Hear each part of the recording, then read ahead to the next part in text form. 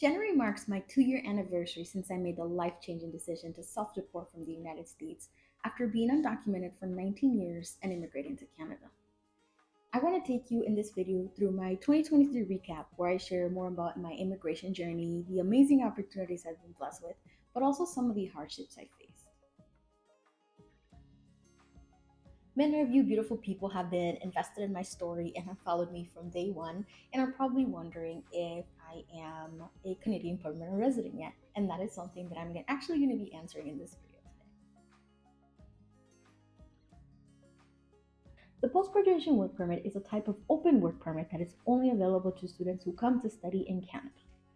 After I completed the Master of Climate Change program at the University of Waterloo and I graduated, I lost my student status. So in order to stay in Canada, of course, and to work, I had to apply for this work permit. The good thing about the post-graduation work permit is that after you submit your application, you have what's called implied status. So that's what allowed me to stay in Canada and continue working.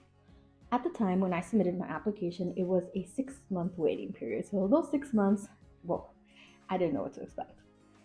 So when I finally got that approved, it was a massive deal, not only because of the approval itself, but also because it was granted for 3 years. The last big milestone of 2023 in January was actually celebrating my first year anniversary since arriving here in Canada.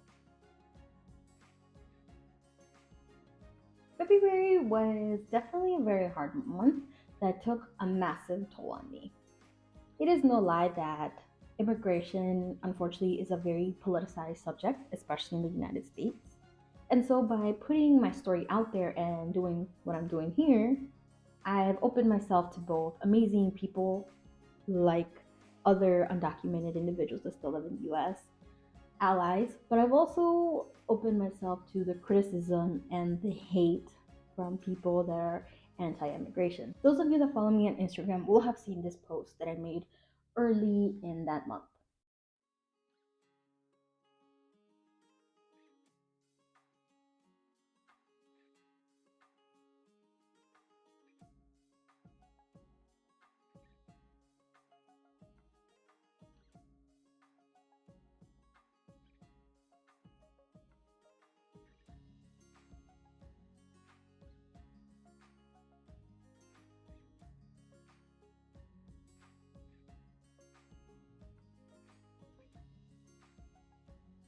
And these are only some of the ones. If you go on my videos on TikTok or even here on YouTube, you'll find some really nasty comments that people have left me.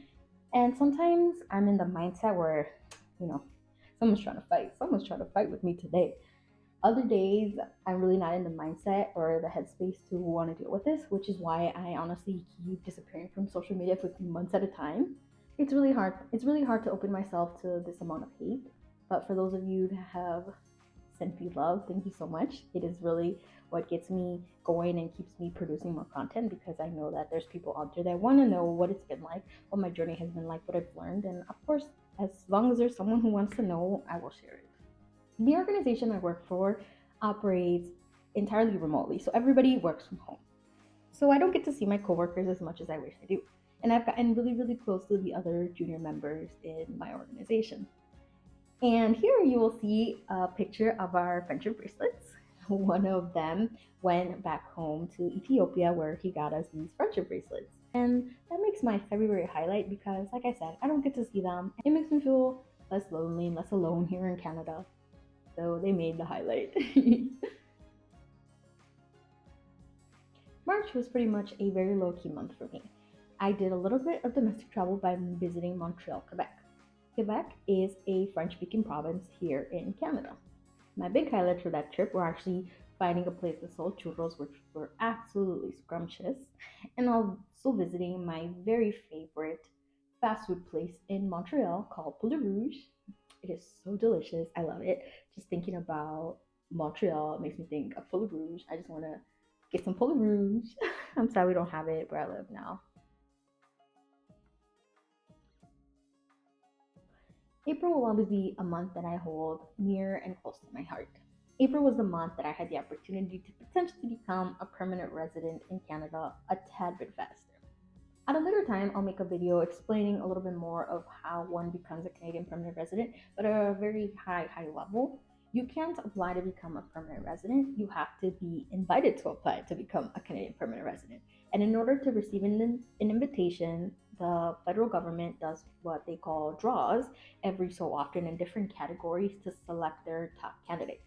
The way they go about doing this is through what's called a CRS score, a comprehensive ranking system score, which is a system that ranks you on different factors. Now, each province and territory has the ability to what's called nominate individuals to the federal government for permanent residence. And what that means is that they give you more points so that it really boosts up your profile. It's not, of course, guaranteed, but it gives you really good shot. So in 2023, I definitely submitted what's called an expression of interest to the Ontario Immigrant Nominee Program. And as fate would have it, I was actually invited to apply to the Ontario Immigrant Nominee Program through their master's graduate stream. It is quite comprehensive. They do ask for a lot of things, and I submitted my application. The processing time for this at the time was 3 months, and after those 3 months, if my application was approved, which again doesn't mean that it's going to be, that means that I would get 600 points to apply to my CRS score when I applied through Express Entry. I was very hesitant, and I wasn't really sure if I wanted to share this, but I actually ended up withdrawing my application. April is super significant also for a different reason. April was the month where I did my first international trip. I can't even begin to describe the feelings leading up to this point. One good friend of mine that I went to graduate school together actually posted on her story that she wanted to take a solo trip and was asking if she should go to, I can't remember what the two places were, but one was Barcelona and the other was another place. And I remember messaging her and being like, if you decide that you don't want to go alone and you want to travel, buddy, hit me up. Because at this point, I know that I can travel. Being here as a temporary resident gives me the privilege to be able to do that, even though I'm not a permanent resident. And as fate would have it, she actually asked if I want to come with her, which bless her heart, I'm really happy she decided that she actually did want to travel buddy because I had the best time there. But when that moment finally came, and even leading up to it, I had so many mixed emotions.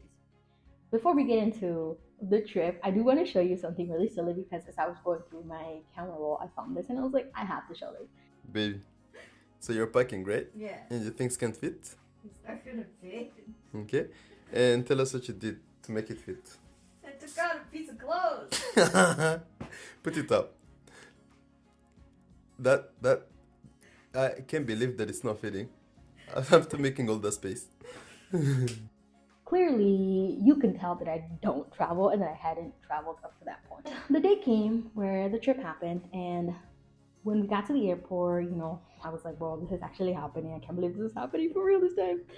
And then when we actually boarded the plane, I remember sitting down, and those of you that have me on Instagram, you probably saw all my stories and my highlight, but if you don't follow me on Instagram, you should check it out because I actually have the full series of everything I did while I was there. But when I got on the airplane, that's when it really hit me. It hit me that I was about to travel overseas, that I was traveling outside of Canada, that I was about to go on this amazing adventure. And I started crying. And it was a very emotional moment for me, for sure. We had the opportunity to see some of Antonio Gaudi's works. So we went to Casa Batilo, Sagrada Familia. We also saw El Palau de la Música Catalana, which, oh my goodness, these places were absolutely gorgeous. Park Well, that park was so funny.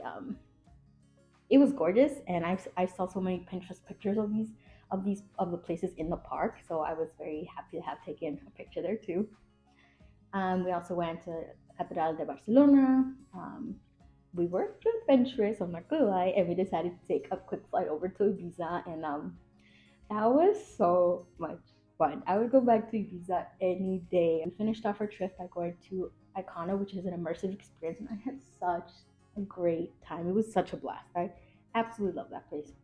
And after 7 days of being in Barcelona, we came back to Canada. May for me was a very emotional month. I decided that it was time that I go back to Mexico. I ended up going back to Mexico for 2 weeks. The first week that I was there on my own. I wanted to really take a moment to explore, reflect, maybe heal. It didn't go that way.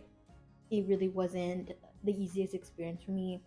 And even after I came back, it was really hard for me to come back to social media just because, for lack of better words, it really messed me up. I will be making a separate video unpacking on what that was like because I don't really want to get into that right now. The second week, I was very happy that 2 of my friends from the US actually met up with me in Cancun. So when I first got there, I was in Merida and I went over to Cancun. Yeah, we had a great time.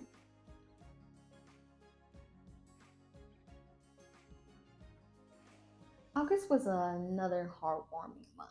My little sister, who is an amazing human being, I convinced her to come stay with me for a little bit here in Canada. So I actually did get the opportunity to see her and spend some time. A question that I get asked quite a bit is if I get the opportunity to see my family.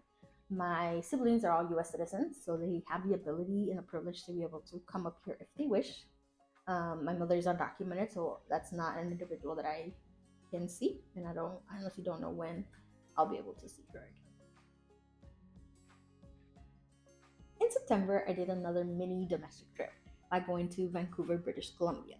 I went there because one of my coworkers, that's where she lives. Like I mentioned, we all work remotely, and I love seeing her, so it was an amazing opportunity to do so. So I went with another one of my coworkers, and we just had the best time. One of the biggest highlights of that trip was actually doing a hike. It was really, really hard. I feel like I'm dying.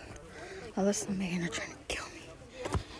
We're like 1,300 feet in elevation, and it's been 2 hours. I didn't think I was gonna make it. I'm not gonna lie. At one point I was like, bro, like I can't. I had to keep taking breaks. I felt like I was dying. My body was in pain, and like for my 2 coworkers, they were just chilling. For them, it was just like they were just talking, they were vibing as they were walking, and I was like, so I'll never forget that just because it was so funny.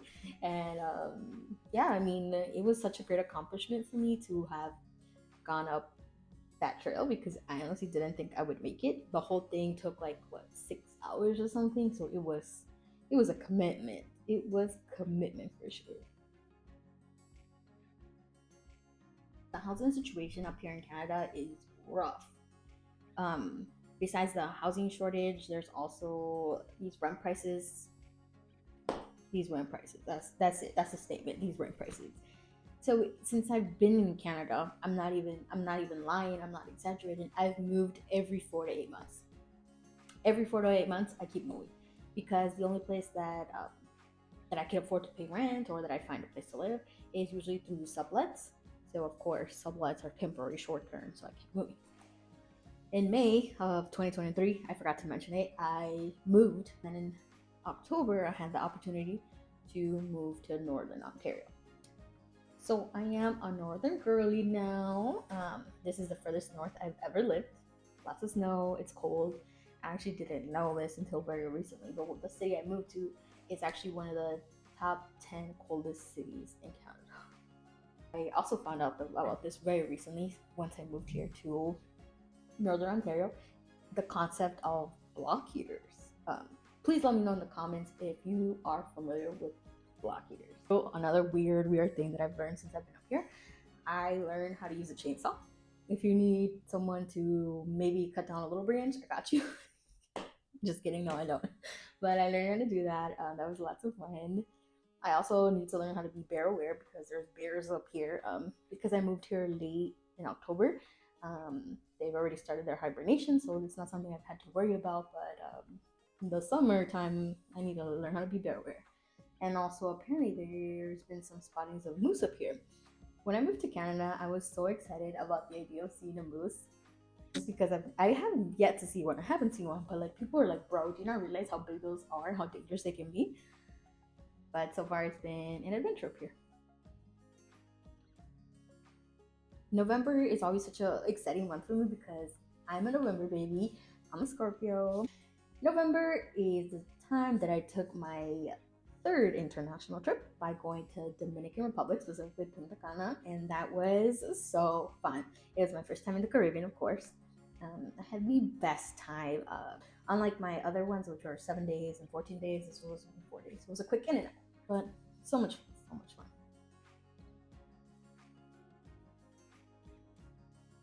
December was such a great one. To begin, I became a full-time permanent employee, which great news. Prior to this point, I was very much on a year-to-year contract. On top of becoming a full-time employee, I took yet another international trip because, why not? I went to London, England with my little sister. London was such a fun time. We, of course, did the hop on, hop off bus. That was actually a gift to one of my coworkers. We also went to the Science Museum, the Paddington Station, and another fun fact about me, I love Paddington movies. I'm obsessed with them. You'll see these pictures of me with the Paddington Bear on my Instagram. We also went to, of course, the Victoria and Albert Museum. Another fun fact, when we think of London, I know we think about this bridge. This is actually not the London Bridge. The London Bridge is another bridge. This is the London Tower Bridge, which I found was like, what? I would have never known. We also did afternoon tea because we were in London. We had to do that. And I loved afternoon tea. Like, I cannot wait to stop moving all the time so I can buy a tea set and I will invite my friends for tea. We also went to the King's Cross Station, which is actually from some of the scenes from the Harry Potter movie, platform 9 and 3/4. We also went to the Cauldron, which is so much fun, the Natural History Museum. Of course, we saw the Buckingham Palace, no sights of Camilla. It was really interesting to see that up close. I hear talk about Buckingham Palace all the time, and I was standing right there. We also went to the Light Exhibit, the Winter Wonderland in Hyde Park, because I've heard about that quite a bit. A place called Dopamine, another immersive experience. I had such a great time there. I made a whole Instagram post about Dopamine. So fun. We also went to the Warner Bros. Harry Potter studio. Like, that was the biggest highlight of the trip.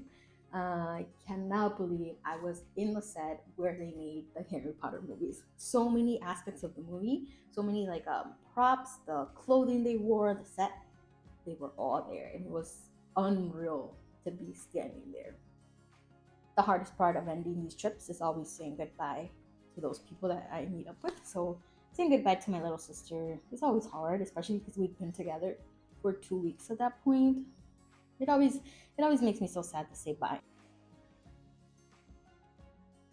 To answer the question that I promised I would answer at the beginning of this video, no, 2023 is not the year I became a Canadian permanent resident. But it's important to remember that, this process takes time. It would be a privilege and I would be really grateful if I was given that opportunity. But if that day doesn't come and I have to leave at the end of my work permit, then I'll have to leave. But so far, fingers crossed, I'm optimistic that 2024 is the year that it happens. But we'll see. We'll definitely see.